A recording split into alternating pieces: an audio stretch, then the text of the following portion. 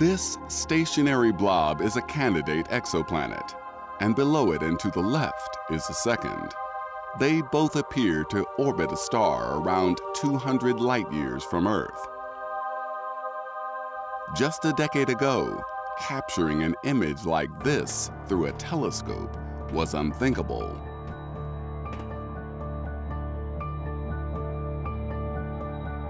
But today, thanks to the ingenuity of astronomers like Ben, we have hundreds.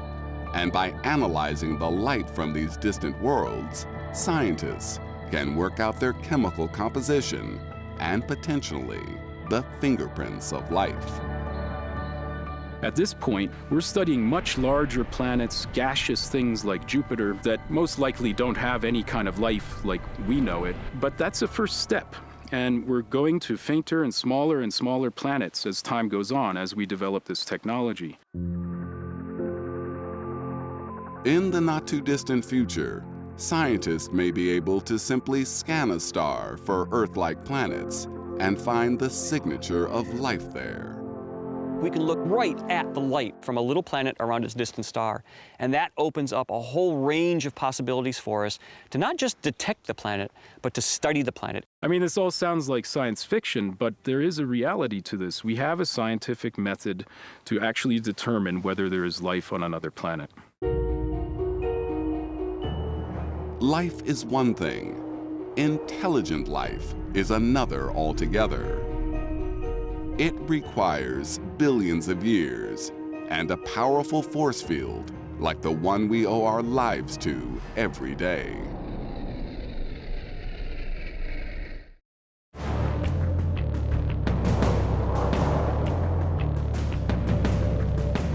If an alien astronomer were to file a report on our solar system, they would make a surprising observation. Because of all the 8 planets that orbit the Sun, they might calculate that 2, not 1, were suitable for life. It's an easy mistake to make, because the Sun has 2 planets within its Goldilocks zone, the Earth and Mars. Both planets have surfaces warm enough for liquid water to pool on. But while the Earth is blessed with warm liquid oceans, Mars is dry and dead. The one crucial difference between these 2 planets could be the key to finding truly habitable exoplanets, a magnetic shield. Our Sun is constantly hurling deadly radiation out towards us.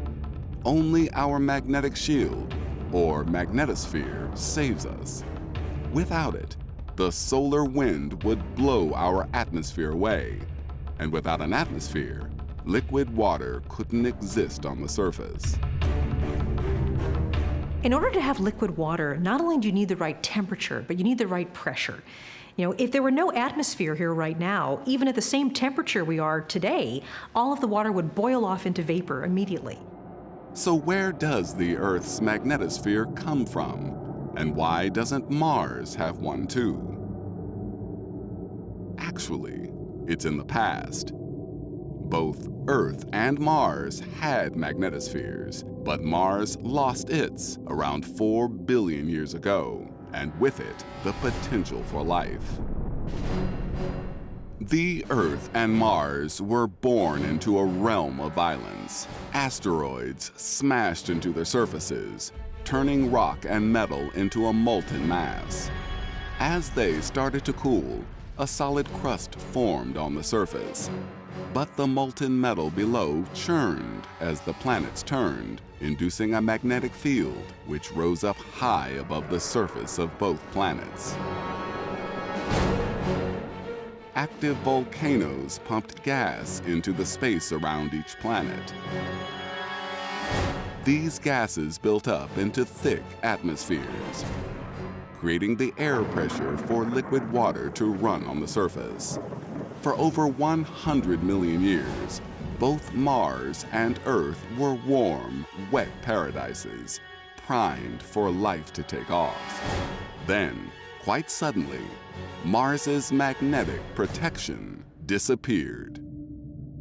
The solar wind blew its atmosphere into space, and its oceans boiled away, leaving the dry, sterile red rock we see today. Mars' fundamental problem is that it's smaller than Earth. And because it's smaller, the internal core of Mars cooled down and solidified. And once it becomes a solid metal, there's no more magnetic field. The magnetic field shuts off, essentially, and the atmosphere, therefore, is vulnerable to both energy and radiation from the sun and the rest of the galaxy, and probably just blew off. Whatever life was on there, at least on the surface, is now completely exposed. All rocky planets will one day lose their magnetospheres as their cores cool and turn solid. So to know if an exoplanet is alive, you need to work out if its magnetosphere is still active. But magnetospheres are tough to measure because they're unbelievably weak. The Earth has a magnetic field of approximately half a Gauss, which, when you think about it, is actually really weak. Our fridge magnets are about 100 Gauss, so they're much stronger. Exoplanets are too far away for us to measure such weak magnetic fields directly, but there is an indirect method. When electrons in the solar wind interact with planets' magnetospheres, they emit radio waves that beam out into space, turning the planet into a giant radio beacon. Astronomers like Evgenia hope to use these signals to spot habitable exoplanets. Not only that, the frequencies of the signal should also tell her how big the planet is. If we're looking for the magnetic signature in the radio waves of a giant planet, say a hot Jupiter, we expect it to have a strong magnetic field, and therefore it would have a high frequency, and around 100 megahertz, kind of where the limit of this radio is. However, a weaker field like Earth's requires us to go down to lower and lower frequencies. So instead of 100 megahertz, we go down to 10 megahertz. But hunting for exoplanets at 10 megahertz presents a unique challenge, because the Earth's own magnetosphere creates a deafening radio roar at that frequency. So to find alien Earths using radio requires a dish in space. When we want to look for magnetospheres of extrasolar planets, we really need to get outside of the Earth-Moon system in order to get away from all the radio frequencies that are bouncing around the Earth. With a slew of new techniques and upcoming technologies, scientists are edging ever closer to the ultimate prize, finding a second Earth. I wouldn't be surprised if we have that data about an Earth and about life on it around another star in 10 or 15 years. I'm hoping to see that soon. Using shadows, rainbows, and now radio, we finally have the tools to detect a planet just like our own. But in the rush to find Earth's identical twin, are we missing something big? What if Earth is an outlier, a freakishly lucky place on the very fringes of habitability?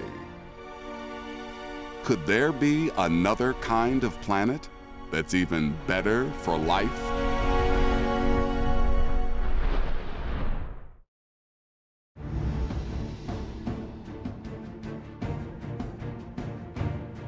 For years, astronomers have scanned the heavens for planets that could sustain life. They've based their search on the Earth, seeking the exact same conditions and the exact same size. I think right now there's a huge focus to finding Earth-like planets. Now, whether or not there actually is life there, that is another question altogether. But after 20 years of searching for an Earth clone, the exoplanet hunters may be about to switch targets. Recent observations have revealed a brand new class of planet, and it's one that may eclipse our own home. We've learned something in the last few years that really shocked us. With the Kepler spaceborne telescope, we have found hordes of planets that are a little bigger than the Earth. We never imagined that there would be such planets. In fact, in our own solar system, there are no planets between the size of the Earth and the next largest planet, that of Uranus and Neptune. Astronomers call this mysterious new class of planets super-Earths. Super-Earths are about 3 to 5 times the mass of the Earth, and there's nothing like that here. We don't know what they're like. It's an entirely alien sort of planet. In just the last few years, astronomers have begun to imagine the conditions on this new class of planet, and they've come to a startling conclusion. Super-Earths could be super-habitable. There are probably planets out there that are even more hospitable for life.